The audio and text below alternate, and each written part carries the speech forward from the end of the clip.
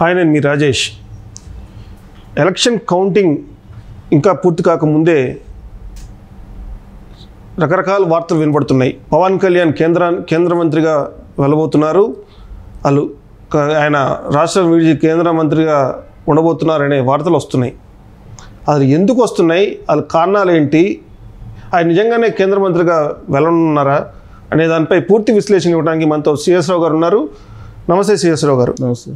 ఇంకా కౌంటింగ్ ప్రక్రియ 4వ తారీఖు జరగబోతుంది.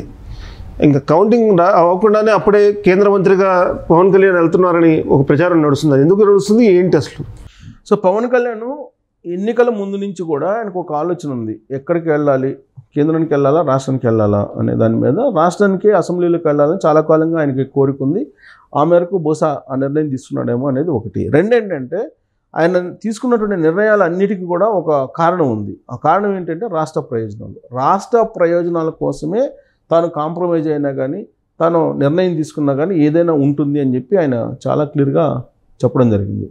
సో రాష్ట్ర ప్రయోజనాలు నెరవేరాలి అని అంటే అసెంబ్లీలో ఉంటే బెటరా లేదంటే లోక్సభలో ఉంటే బెటరా అనే దాని మీద చర్చ జరిగింది తీవ్రంగా. కానీ లోక్సభ అనేటప్పటికి 7 అసెంబ్లీ స్థానాలకు సంబంధించి రిజల్ట్ అది. కానీ అది టఫ్ వ్యవహారం, ప్లస్ డబ్బులతో కూడినటువంటి వ్యవహారం. పవన్ కళ్యాణ్ ఏంటంటే డబ్బులు పెట్టడానికి, డబ్బులతోటి ఎలక్షన్ చేయడానికి మొదటి నుంచి ఇష్టపడ్డాను. డబ్బులు ఎందుకు పెట్టాలి, నేను సేవ్ చేయడానికి వచ్చాను కదా అనేటువంటి కాన్సెప్ట్ అయింది. బహుశా అందుకే నేను అనుకోవటం అసెంబ్లీ వరకు అయితే అది కూడా బలమైనటువంటి కాపు సామాజిక వర్గం ఉన్నటువంటి ఏరియాని ఎంపిక చేసుకుంటే ఫస్ట్ అయితే ఎమ్మెల్యే కానీ తర్వాత చూద్దాం ఎంపీగా అన్నట్టుగా ఆయన బహుశా పిఠాపురం నుంచి పోటీ చేసినట్టు అనిపిస్తుంది. అయితే ఇప్పుడు అసలు రాష్ట్రంలో కంటే మనం కేంద్రంలో ఉంటే కనుక రాష్ట్ర ప్రయోజనాలను ఎక్కువగా నెరవేర్చుకునేటువంటి అవకాశం ఉంది. కాబట్టి కేంద్రానికి వెళ్తే ఎలా ఉంటుంది అనేది కూడా ఆలోచన ఉంది. జనసేనకు సంబంధించినటువంటి వాళ్ళు కొంతమంది కూడా పవన్ కళ్యాణ్కి ఆ మేరకు డైరెక్షన్ కూడా ఇస్తున్నారు. ఫస్ట్ అయితే రేపు జూన్ 4వ తారీఖు రిజల్ట్ వస్తుంది. రిజల్ట్ వచ్చిన తర్వాత ఆయన ఖచ్చితంగా పిఠాపురం నుంచి గెలవబోతున్నారు. డిప్యూటీ సీఎం ఏదో తీసుకోవాలనుకుంటున్నారు. డిప్యూటీ సీఎం తీసుకుని ఏదో ఒక మంత్రిత్వ శాఖ అయితే తీసుకునే అవకాశం ఉంది.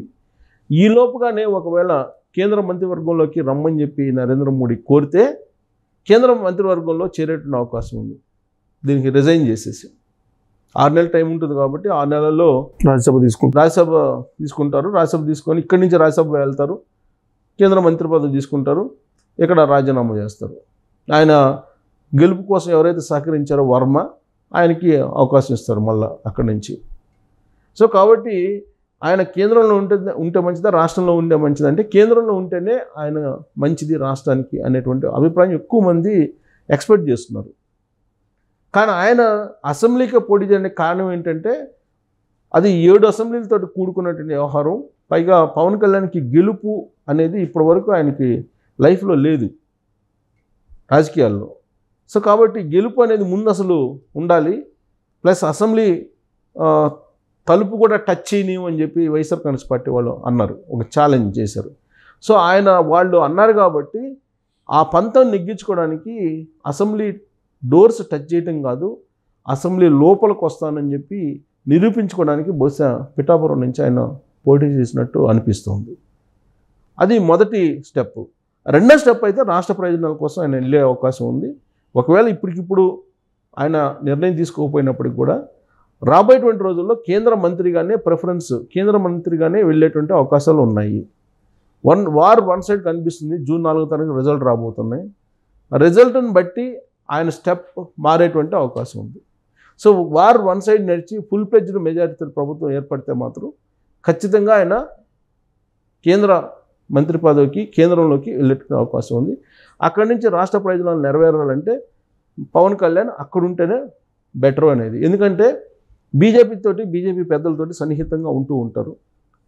కాబట్టి రాష్ట్రానికి రావాల్సినటువంటి నిధులు కానీ, రాష్ట్రానికి రావాల్సినటువంటి ప్రాజెక్టులు కానీ, రాష్ట్రానికి రావాల్సినటువంటి బైఫర్కేషన్ చట్టంలో ఉండే అంశాలు కానీ వీటన్నిటిని కూడా తీసుకురావాలంటే పవన్ కళ్యాణ్ ఢిల్లీలో ఉంటేనే, కేంద్రంలో ఉంటేనే బెటరు.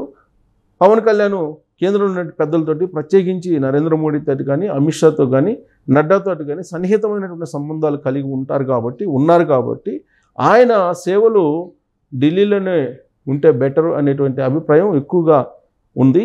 పైగా ఒకసారి జాతీయ రాజకీయాల్లోకి ఎంటర్ అయితే దాని లుక్ కూడా వేరే ఉంటుంది, అప్గ్రేడ్ అయినట్టు కూడా ఉంటుంది. అందుకే పవన్ కళ్యాణ్ బహుశా అప్గ్రేడ్ కావడానికి కూడా ప్రయత్నించేటువంటి అవకాశం ఉంది.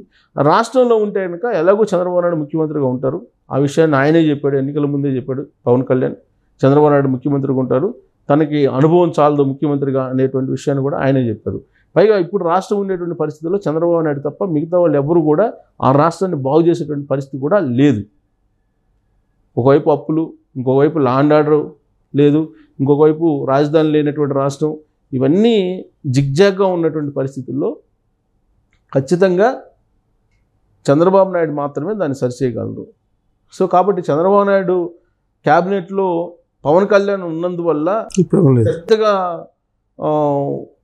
వచ్చేటువంటి బెనిఫిట్స్ ఉండవు.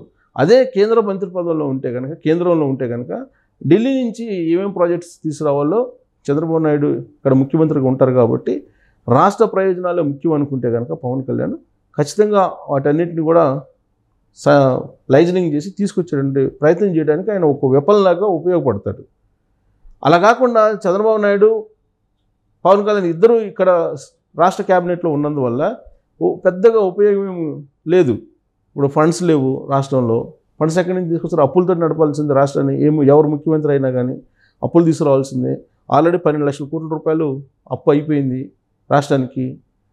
తీసుకురావాల్సినటువంటి అప్పులన్నీ తీసుకొచ్చారు. మొదటి క్వార్టర్లో రావాల్సినటువంటి అప్పుల కంటే కూడా దాటి తీసుకొచ్చారు.